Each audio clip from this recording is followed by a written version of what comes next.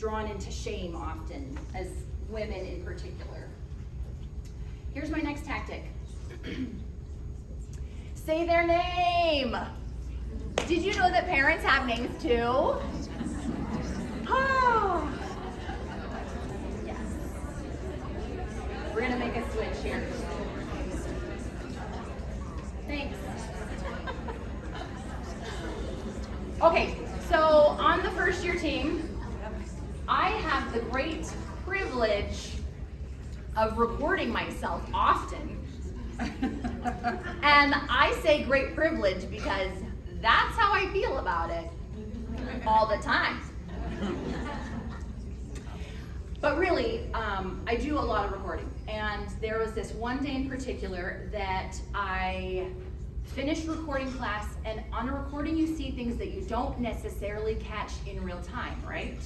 So I'm watching this recording and I see this interaction between me and a parent, and it's like they're just pleading for me to say their name. I wanted to show you guys.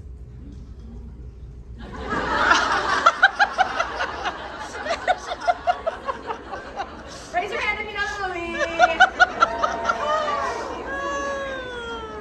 The creepiest kid movie ever made.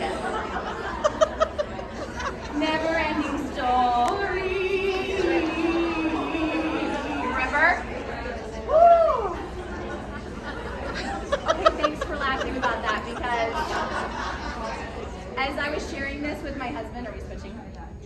Hello, can you hear me? Oh, no? I don't know what's happening. Should I try it anyway? No, you're good. Okay. Would you like assistance? Thank you, Symp. No. Oh, it does have, okay.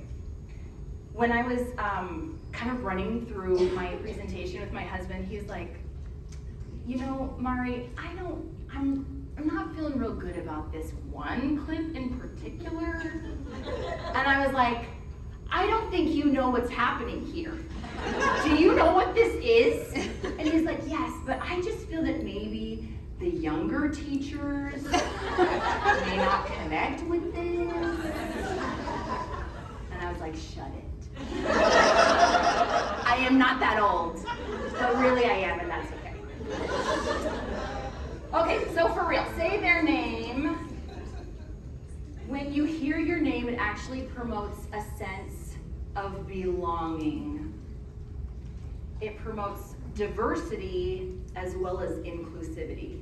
So a really interesting study was done in 2006 where they had a number of test subjects attach monitors to their brain and then mingle in a group of people that they didn't know. And so they were kind of tracking what areas of the brain were lit up with different parts of conversation, and specifically when you hear your name. Not say it, but hear it. Isn't that interesting that there's a difference there? And what they found is when the subject heard their own name, the areas of the brain associated with developing identity, describing your mental state, and looking at yourself in the mirror, those areas would light up. So in other words, when we hear our name, we are literally completing our identity. We are developing our identity as we hear our name being said. Which can go both ways, right? Like, think about how people use your name and how you use others' names. So we in class have a really exciting opportunity though, because we can create a sense of belonging when we say, Jane, thanks for coming. I know this is really tough. Or, Mary, nice job with that tricky situation. Whatever it is. We promote a sense of diversity, meaning I am different than you. We have different names, but inclusivity because we are all part of this group. Does that make sense? And this is the most important thing. How you feel when people say your name, that's how they're gonna feel about class. So, Mary, I really appreciate you coming. If Mary feels good when I say her name, she associates those good feelings with class, right? So you can use this to your advantage. You can kind of like boost how people feel about class by actually talking to the parents and referring to their names. What? I know it's tricky, it's hard. And my suggestion would be to learn all of the parents' names. I like to write it on my roster so that I have it like right there. Because it is a little bit awkward when you're like, hi.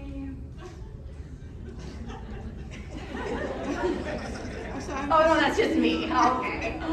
Do you have a question? Yeah, so question, Yes. so for instance, I just did the tone bells where you're doing the little kit and I skipped, we have everybody's a tone bell. Major scale, you're skipping. Right, and Gotcha. I skip. And so, do we want the kids to know that Johnny's mom is named Jane, or do we want to say, and who did I skip? Oh, I skipped Johnny's mom. You know what I'm saying? That's a great question. So Maria, however you decide to address Johnny's mom. Did you just see this? She's even wearing a name tag and she's like, thanks for remembering my name. You're welcome. You're welcome. No, actually names are really hard for me, so I'm Ours are close. I'm glad. It's true. So there's two ways to think of this. Do I want to promote Johnny's mom connected with Johnny, or do I want to connect Johnny's mom as she's an individual and I'm building her identity and boosting how she feels about class? So there's two different ways, and that's up to you. I personally would use her name In that situation. I might say something like, Johnny, can I borrow your mom? And then I'd say, thanks for helping Nancy. So I'm talking to her, but I can refer about her in connection to Johnny. That's up to you. There's really no wrong way to do this, right? There's not a right or wrong. It's just a matter of what you want to promote. Okay, so here's the deal. When I say learn all the parents' names, this is going to take time. I don't want you to get overwhelmed with this, but maybe frame it in this way. Would you ever finish a semester without learning all of your students' names? That's like the worst teacher of the year award, right? Like, we don't do that. I want you to put the parents' names and their value right up there along with your students. Kind of shape it a little differently. And this brings us to our next one. Look them straight in their eyes and smile when you talk to them. Okay, this brings us to, did I hear a question? Yes. Okay, so like, if I'm seeing Scotland's Burning and I'm trying to get the kids and I'm looking excitedly into the children's eyes, then my eyes sometimes gaze up at the parent and it's like, I don't feel like that. Does that have to happen during an activity, like first year? That you're looking at them? That you're like staring into the kids' eyes and I'm trying to command through all the kids who are doing the activity or song all together. And then I'm like, do I need to like also stare into the parents' eyes? Well, I think it depends on the stare. There is a very juvenile look that we often give our students. I think that you can look at parents in an appropriately silly, minus juvenile way. And if you want to practice, I would look in the mirror and smile at yourself and practice and see what that looks like in the mirror. Did I say a comment over here? Yeah. So one of the things I do with my parents is that I'll be looking at the child and doing that, and then I look at the parent like knowingly, did you see what your kid just did? And that's a different look on your face Yes. than, yay, fired 30. Like we are proud of them.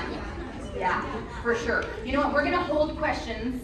If we have time at the end, I want to get there, but I don't want to run out of time.